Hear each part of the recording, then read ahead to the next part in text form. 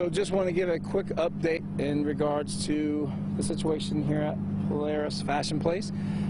We are still clearing the mall, but as you can see, we have contained over 80% of the structure at this point. As you see, people are coming out, and we want to thank everyone's patience so far in terms of family from the outside and the workers and the shoppers that were inside.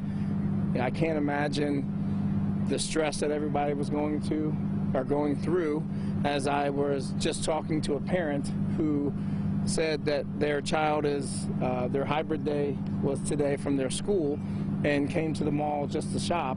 So understanding, being a father myself, just how stressful that was on the parent to not be able to locate their child until just now after, a couple of hours. So with all of that being said, right now, like I said, we're almost completely through the entire structure. We have gotten majority of the people out. There are still a few employees and shoppers that are still inside that we're keeping in place until we absolutely are certain that that section is clear. So our SWAT team is clearing that as we speak.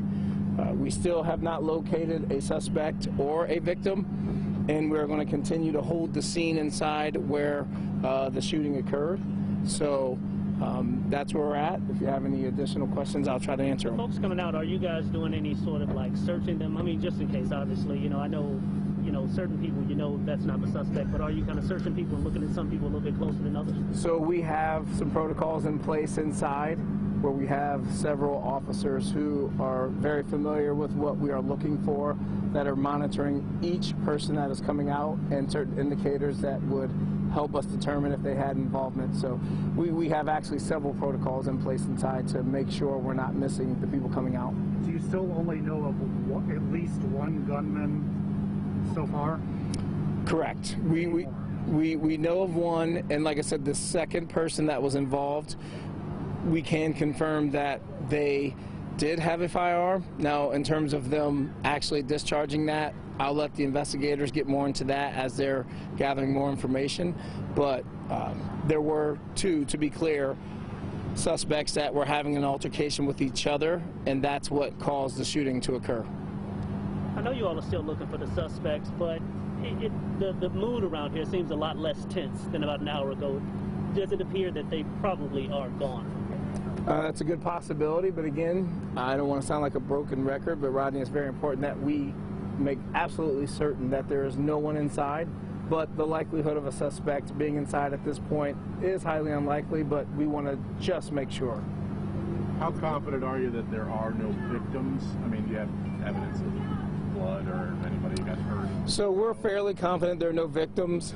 Again, now that the investigative team has had more time to process what happened, review the footage, they have a very clear understanding of actually what happened and what actual damages happened to the structures inside.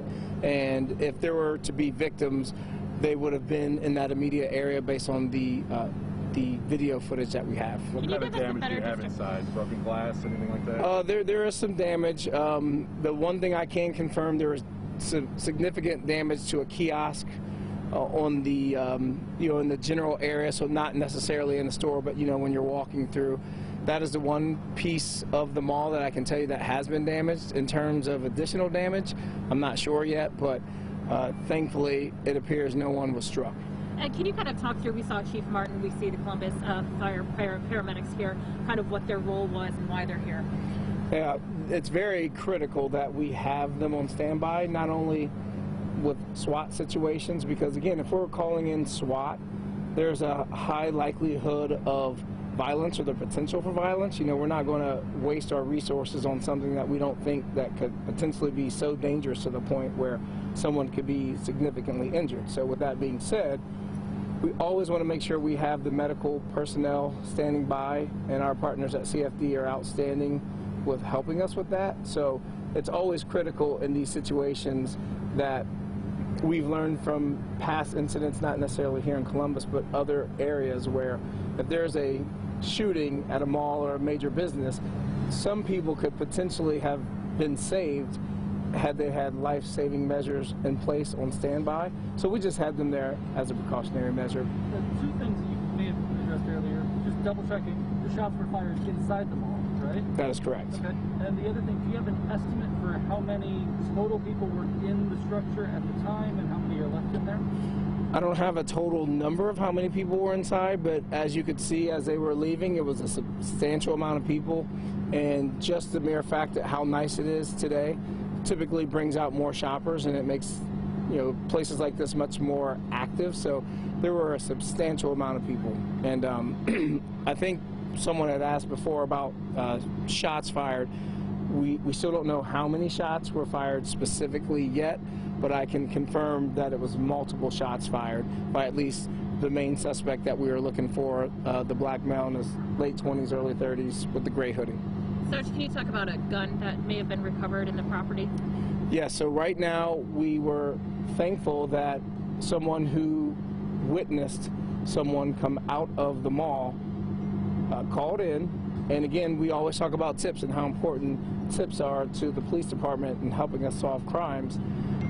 This witness went through such a traumatic incident and still had the wherewithal to call in. And I want to thank our outstanding partners at Westerville Police Department for being on the spot quickly, locating where the caller called in and was able to secure that. So right now we are holding that additional scene as evidence. In terms of that particular gun we found, it's too early for us to say if that was involved by either suspect, but we're certain that that gun did come from someone out of the mall, and they purposely hid it in a manner that is consistent with someone trying to hide a crime. Did the witness give a description of the person who dropped the gun, and does that match the description of one of the two suspects? They did give a description, and I'm not exactly sure what the description was, but I can get back to you on exactly what that witness called in. Where was the gun dropped? Was it outside here? It's outside here in the parking lot. So again, to be clear, we are not confirming that that was the actual gun that was implicated or used in the shooting. However, based on our experience, from what the witness said and the surveillance that we have, it is consistent with someone who is trying to hide that. So we're absolutely holding that scene. We're going to process that, and we're going to try to, of course, recover DNA evidence off of that to match who we may believe are involved. Or is it on the other side? Or? It's on this side of the mall, yes. It's very close. Not in this particular parking lot, but in an adjacent parking lot. I know you guys have been in contact with mall management. Any word on when things are clear? Is the mall pretty much shut down for the rest of the day? Or? So it's going to be shut down as long as it takes for us to process the scene inside. And I know our assault squad detectives are still inside processing that. So depending on how quickly they can clear that is how quickly the mall officials will decide whether or not to reopen for the day. But I'm assuming that process is probably a couple hours regardless, right? Yes, that's correct. Couple hours still. How long do you think it's going to take to get everybody who was in the mall out of the mall? I know you have to talk to witnesses and whatnot, but timeline-wise, what are you looking for? So we're fairly close. Like I said, we've got at least 80% capacity of the people we know inside out. At this point, as we've been talking, I don't know if more people have been coming out or not, but we're fairly close to that. So in terms of a timetable, like Rodney said, we're going to safely say it's going to take another 1 to 2 hours to absolutely make sure we get everyone out safely. What kind of a gun was found? It was a handgun. As far as the caliber, I'm not exactly sure, because I wanted to make sure we preserved that evidence and didn't get too close. Was it thrown into a bush or somewhere hidden? It was hidden under a car. Purposefully under a car? That's correct. On mall property? That's correct. Mm-hmm. Thank you. Thank you, sir.